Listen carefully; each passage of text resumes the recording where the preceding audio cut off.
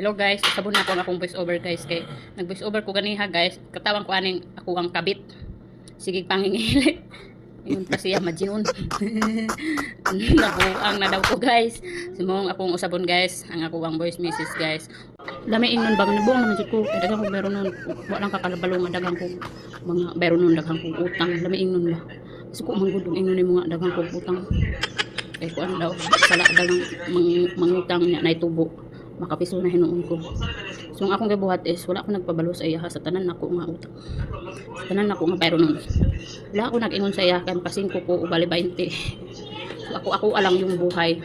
Kung ano yung buhay ko, yun lang. Napaka-stress ko sa mga bayro nun ko ay ate. Napay mga di na mawalang mga scammer sa kalibutan ba. Biskay iiyan, nag-i-scam pa jud. Iiyanan, di Herman unya. Ingon nga, bayaran rin ako niyang gabi. Pagkagabi, wala dito nagbayad. Nabta na lang, mag-isa na kabulan. Abot na lang ang bayro nun. Mag-judit na lang po. Wala pa kay bayaran. Makalagot ko eh.